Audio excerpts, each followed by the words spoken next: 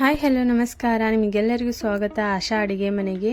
ನೀವು ಒಂದು ವೇಳೆ ಕುದಿಯುವ ನೀರಲ್ಲಿ ಚಪಾತಿ ಹಿಟ್ಟನ್ನು ಲಟ್ಟಿಸಿ ಬಿಟ್ಟರೆ ತುಂಬಾ ಟೇಸ್ಟಿಯಾದ ಬ್ರೇಕ್ಫಾಸ್ಟ್ನ ಮಾಡ್ಬೋದು. ಇದನ್ನು ಮಾಡುವುದು ತುಂಬ ಸುಲಭವಾಗಿದೆ. ಹಾಗಾದರೆ ಇದನ್ನು ಯಾವ ರೀತಿ ಮಾಡಬೇಕನ್ನೋದನ್ನು ನೋಡೋಣ ಬನ್ನಿ.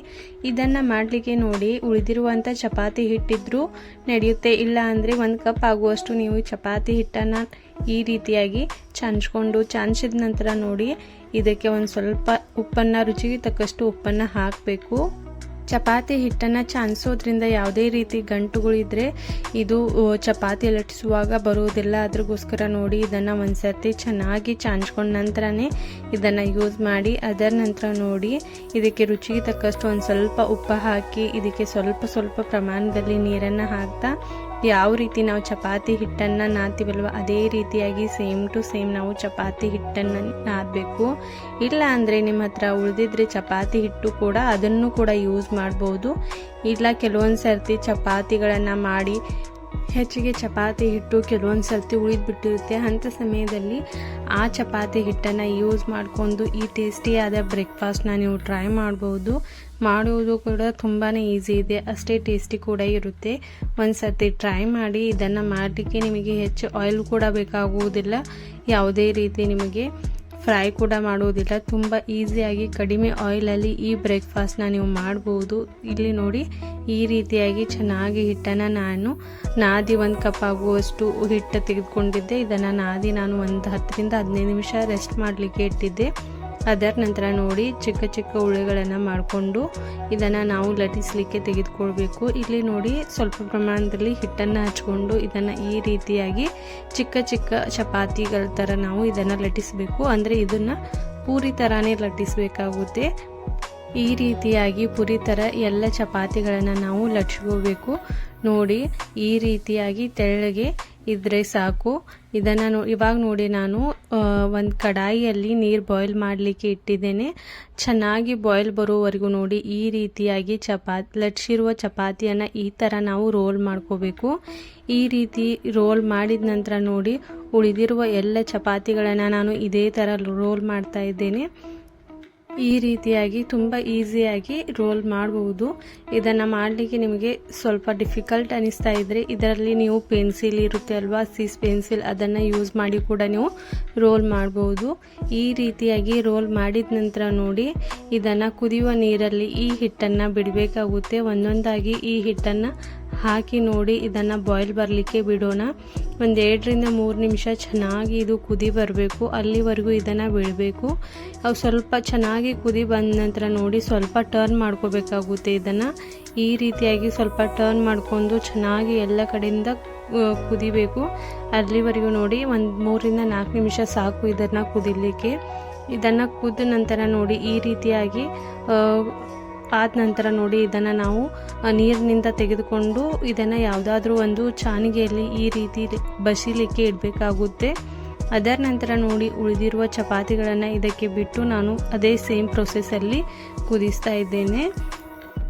ಒಗ್ಗರಣೆ ಕೊಡಲಿಕ್ಕೆ ನೋಡಿ, ನಾನು ಇದಕ್ಕೆ ಒಂದು ಈರುಳ್ಳಿನ ಯೂಸ್ ಮಾಡ್ತಾ ಇದ್ದೇನೆ. ಈರುಳ್ಳಿನ ನಾವು ಈ ರೀತಿಯಾಗಿ ಉದ್ದಕ್ಕೆ ಕಟ್ ಮಾಡ್ಕೋಬೇಕು. ನಿಮ್ಮ ಹತ್ರ ಇನ್ನೂ ಕೆಲವು ಹೆಚ್ಚು ವೆಜಿಟೇಬಲ್ಸ್ಗಳು ಇದ್ರೂ ಕೂಡ ನೀವು ಯೂಸ್ ಮಾಡ್ಬೋದು. ಇಲ್ಲಿ ನಾನು ಒಂದು ಈರುಳ್ಳಿನ ಚೆನ್ನಾಗಿ ಕಟ್ ಮಾಡಿಕೊಂಡು ಅದರ ನಂತರ ನೋಡಿ, ಇಲ್ಲಿ ನಾನು ಒಂದು ಟೊಮೆಟೊ ಕೂಡ ಯೂಸ್ ಮಾಡ್ತಾ ಇದ್ದೇನೆ. ಟೊಮೆಟೊ ಬೀಜಗಳನ್ನು ತೆಗೆದು ಇದನ್ನು ಕೂಡ ತೆಳ್ಳಗೆ ಉದ್ದಕ್ಕೆ ಕಟ್ ಮಾಡ್ಕೋಬೇಕು. ಈ ರೀತಿಯಾಗಿ ಟೊಮೆಟೊ ಕೂಡ ಕಟ್ ಮಾಡಿ ರೆಡಿಯಾಗಿದೆ. ಇದರ ನಂತರ ನೋಡಿ, ನಾನು ಇಲ್ಲಿ ಕ್ಯಾಬೇಜ್ನ ಯೂಸ್ ಮಾಡ್ತಾ ಇದ್ದೇನೆ. ಕ್ಯಾಬೇಜ್ ಕೂಡ ಈ ರೀತಿಯಾಗಿ ಉದ್ದಕ್ಕೆ ನಾವು ಕಟ್ ಮಾಡ್ಕೋಬೇಕು. ಕ್ಯಾಬೇಜ್ ಕಟ್ ಆದ ನಂತರ ನೋಡಿ, ನೀವು ಇಲ್ಲಿ ಕ್ಯಾರೆಟ್ ಇದ್ದರೆ ಕ್ಯಾರೆಟ್ ಕೂಡ ಯೂಸ್ ಮಾಡ್ಬೋದು. ಇಲ್ಲಾಂದರೆ ಕ್ಯಾಪ್ಸಿಕಮ್ ಇದ್ದರೂ ಕೂಡ ಅದನ್ನು ಕೂಡ ನೀವು ಯೂಸ್ ಮಾಡ್ಬೋದು.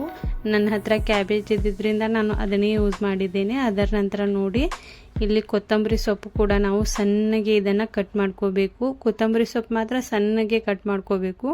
ಅದರ ನಂತರ ನೋಡಿ, ಇದು ಚಾನಿಸ್ಲಿಕ್ಕೆ ಇಟ್ಟಿರುವಂಥ, ನೀರನ್ನು ಬಸಿಲಿಕ್ಕೆ ಇಟ್ಟಿರುವಂಥ ಈ ಹಿಟ್ಟನ್ನು ನೋಡಿ, ನಾವು ಈ ರೀತಿಯಾಗಿ ಕಟ್ ಮಾಡ್ತಾ ಹೋಗಬೇಕು. ಈ ರೀತಿಯಾಗಿ ಸಣ್ಣ ಪೀಸ್ಗಳಲ್ಲಿ ಇದನ್ನು ಕಟ್ ಮಾಡಿಕೊಂಡು ಈ ರೀತಿಯಾಗಿ ಚಿಕ್ಕ ಪೀಸ್ಗಳನ್ನು ಕಟ್ ಮಾಡೋದ್ರಿಂದ ಇದರ ಟೇಸ್ಟ್ ಕೂಡ ತುಂಬಾ ಚೆನ್ನಾಗಿ ಇರುತ್ತೆ. ತಿನ್ನಲಿಕ್ಕೆ ಕೂಡ ಅಷ್ಟೇ ಸ್ವಾದಿಷ್ಟವಾಗಿರುತ್ತೆ. ಒಂದು ಸರ್ತಿ ಟ್ರೈ ಮಾಡಿ. ಈ ವಿಡಿಯೋ ಇಷ್ಟವಾದರೆ ಲೈಕ್ ಮಾಡಿ, ಸಬ್ಸ್ಕ್ರೈಬ್ ಮಾಡೋದನ್ನು ಮರಿಬೇಡಿ. ನೀವು ಸಬ್ಸ್ಕ್ರೈಬ್ ಮಾಡೋದ್ರಿಂದ ನಾನು ಇನ್ನೂ ವಿಡಿಯೋಸ್ಗಳನ್ನು ಮಾಡಲಿಕ್ಕೆ ಮೋಟಿವೇಟ್ ಆಗ್ತಾ ಇರ್ತೇನೆ. ಆದರೆ ಅದಕ್ಕೋಸ್ಕರ ನೀವು ಹೊಸವಾಗಿದ್ದರೆ, ಫಸ್ಟ್ ಟೈಮ್ ನನ್ನ ಚಾನಲನ್ನು ನೋಡ್ತಾ ಇದ್ದರೆ ನನ್ನ ಚಾನಲ್ನ ಸಬ್ಸ್ಕ್ರೈಬ್ ಮಾಡೋದನ್ನು ಮರಿಬೇಡಿ. ಅದರ ನಂತರ ನೋಡಿ, ನಾನು ಒಗ್ಗರಣೆ ಕೊಡಲಿಕ್ಕೆ ಇಲ್ಲಿ ಒಂದು ಕಡಾಯಿನ ಯೂಸ್ ಮಾಡ್ತಾ ಇದ್ದೇನೆ. ಇದಕ್ಕೆ 2 ಟೇಬಲ್ ಸ್ಪೂನ್ ಆಗುವಷ್ಟು ಆಯಿಲ್ನ ಹಾಕಿ, 1 ಕಡ್ಡಿ ಆಗುವಷ್ಟು ಕರಿಬೇವು ಸೊಪ್ಪು ಹಾಕಿ, ಅದರ ನಂತರ 1/2 ಟೇಬಲ್ ಸ್ಪೂನ್ ಆಗುವಷ್ಟು ಸಾಸಿವೆ, 1/2 ಟೇಬಲ್ ಸ್ಪೂನ್ ಆಗುವಷ್ಟು ಜೀರಿಗೆನ ಒಗ್ಗರಣೆ ಕೊಡಬೇಕು. ಅದರ ನಂತರ ನೋಡಿ, ಒಂದು ಸ್ವಲ್ಪ ಅಂದರೆ ಒಂದು ಅರ್ಧ ಗಡ್ಡೆ ಬೆಳ್ಳುಳ್ಳಿ ಕೂಡ ಸಣ್ಣಗೆ ಕಟ್ ಮಾಡಿ ಹಾಕಿದ್ದೇನೆ. ಅದರ ನಂತರ ಒಂದು ಈರುಳ್ಳಿ ಕಟ್ ಮಾಡಿರುವ ಈರುಳ್ಳಿ ಕೂಡ ಇದಕ್ಕೆ ಹಾಕಿ ಇದನ್ನು ಕೂಡ ನಾವು ಚೆನ್ನಾಗಿ ಫ್ರೈ ಮಾಡ್ಕೋಬೇಕು. ಇದನ್ನು ನೋಡಿ, ಈರುಳ್ಳಿ ಕಲರ್ ಸ್ವಲ್ಪ ಚೇಂಜ್ ಆಗೋವರೆಗೂ ಇದನ್ನು ಫ್ರೈ ಮಾಡ್ಕೋಬೇಕು. ಅದರ ನಂತರ ನೋಡಿ, ಟೊಮೆಟೊ ಹಾಕಿದ್ದೇನೆ. ಟೊಮೆಟೊ ಕೂಡ ಒಂದು ಸ್ವಲ್ಪ ಸಾಫ್ಟ್ ಆಗುವವರೆಗೂ ಇದನ್ನು ಫ್ರೈ ಮಾಡ್ತಾ ಹೋಗಬೇಕು. ಇದರ ನಂತರ ನಾನು ಇದಕ್ಕೆ ಕಟ್ ಮಾಡಿರುವಂಥ ಕ್ಯಾಬೇಜ್ ಕೂಡ ಹಾಕ್ತಾ ಇದ್ದೇನೆ. ಒಂದು ವೇಳೆ ನೀವು ಇನ್ನೂ ಏನಾದರೂ ವೆಜಿಟೇಬಲ್ಸ್ ಇದ್ದರೆ ಅದನ್ನು ಕೂಡ ಕಟ್ ಮಾಡಿದರೆ ಇವಾಗಲೇ ಹಾಕಬೇಕಾಗುತ್ತೆ. ಅದರ ನಂತರ ನೋಡಿ, 1/4 ಟೇಬಲ್ ಸ್ಪೂನ್ ಅಷ್ಟು ಅರಿಶಿನ ಪುಡಿ, 1 ಟೇಬಲ್ ಸ್ಪೂನ್ ಆಗುವಷ್ಟು ಕೆಂಪು ಖಾರದ ಪುಡಿನ ಹಾಕಿ ಅದನ್ನು ಚೆನ್ನಾಗಿ ಮಿಕ್ಸ್ ಮಾಡ್ಕೋಬೇಕು. ಅದರ ನಂತರ ನೋಡಿ, 1 ಟೇಬಲ್ ಸ್ಪೂನ್ ಆಗುವಷ್ಟು ಸೋಯಾ ಸಾಸ್ ಮತ್ತು 1 ಟೇಬಲ್ ಸ್ಪೂನ್ ಆಗುವಷ್ಟು ಗ್ರೀನ್ ಚಿಲ್ಲಿ ಸಾಸ್ ಹಾಕಿ, ಅದರ ನಂತರ 4 ಟೇಬಲ್ ಸ್ಪೂನ್ ಆಗುವಷ್ಟು ನಾನು ಇಲ್ಲಿ ಟೊಮೆಟೊ ಸಾಸ್ ಹಾಕಿ ಇದನ್ನು ಚೆನ್ನಾಗಿ ಮಿಕ್ಸ್ ಮಾಡ್ತಾ ಇದ್ದೇನೆ. ಅದರ ನಂತರ ನೋಡಿ, ಕಟ್ ಮಾಡಿರುವಂಥ ಈ ರೀತಿ ಹಿಟ್ಟನ್ನು ಹಾಕಿ ಇದಕ್ಕೆ ರುಚಿಗೆ ತಕ್ಕಷ್ಟು ಉಪ್ಪು ಹಾಕಿ ಅದಕ್ಕೆ ಅರ್ಧ ಟೇಬಲ್ ಸ್ಪೂನ್ ಆಗುವಷ್ಟು ನಾನು ಗರಂ ಮಸಾಲ ಕೂಡ ಹಾಕ್ತಾ ಇದ್ದೇನೆ. ಎಲ್ಲವನ್ನು ಹಾಕಿದ ನಂತರ ನೋಡಿ, ಚೆನ್ನಾಗಿ ಮಿಕ್ಸ್ ಮಾಡ್ಕೋಬೇಕು. ಈ ರೀತಿಯಾಗಿ ಮಿಕ್ಸ್ ಮಾಡಿದ ನಂತರ ನೋಡಿ, 1-2 ರಿಂದ 3 ನಿಮಿಷ ಇದೇ ರೀತಿಯಾಗಿ ಮಿಕ್ಸ್ ಮಾಡ್ತಾ ಹೋಗಬೇಕು. ಅದರ ನಂತರ ಮೇಲೆ ಕೊತ್ತಂಬರಿ ಸೊಪ್ಪನ್ನು ಹಾಕಿ ಚೆನ್ನಾಗಿ ಇದನ್ನು ಮತ್ತೊಮ್ಮೆ ಮಿಕ್ಸ್ ಮಾಡಿ ಇದನ್ನು ತಿನ್ನಲಿಕ್ಕೆ ಅಂತೂ ಪರ್ಫೆಕ್ಟಾಗಿ ಇವಾಗ ರೆಡಿಯಾಗಿದೆ. ಇದನ್ನು ಇವಾಗ ನೀವು ತಿನ್ನಲಿಕ್ಕೆ ಸರ್ವ್ ಕೂಡ ಮಾಡ್ಕೋಬಹುದು. ಇದು ತಿನ್ನಲಿಕ್ಕೆ ಅಂತೂ ತುಂಬಾ ಟೇಸ್ಟಿಯಾಗಿ ರೆಡಿಯಾಗಿದೆ. ಈ ರೀತಿಯಾಗಿ ಸರ್ವ್ ಮಾಡ್ಕೊಂಡು ಇದ್ರ ಮೇಲೆ ಸ್ವಲ್ಪ ಕೊತ್ತಂಬರಿ ಸೊಪ್ಪು ಹಾಕಿ ಇದನ್ನು ತಿನ್ಬೋದು. ಇದನ್ನು ಬ್ರೇಕ್ಫಾಸ್ಟ್ ತುಂಬಾ ಈಸಿ ಇದೆ ಮಾಡೋದು, ಅಷ್ಟೇ ತಿನ್ನಲಿಕ್ಕೆ ಕೂಡ ಸ್ವಾದಿಷ್ಟವಾಗಿದೆ. ಈ ರೀತಿಯಾದ ಹೊಸ ವಿಡಿಯೋಸ್ಗಳನ್ನು ಏನಾದರೂ ನೀವು ನೋಡಬೇಕಂತ ಇದ್ದರೆ ನನ್ನ ಚಾನಲ್ನ ಲೈಕ್ ಮಾಡಿ, ಶೇರ್ ಮಾಡಿ, ಸಬ್ಸ್ಕ್ರೈಬ್ ಮಾಡೋದನ್ನು ಮರಿಬೇಡಿ.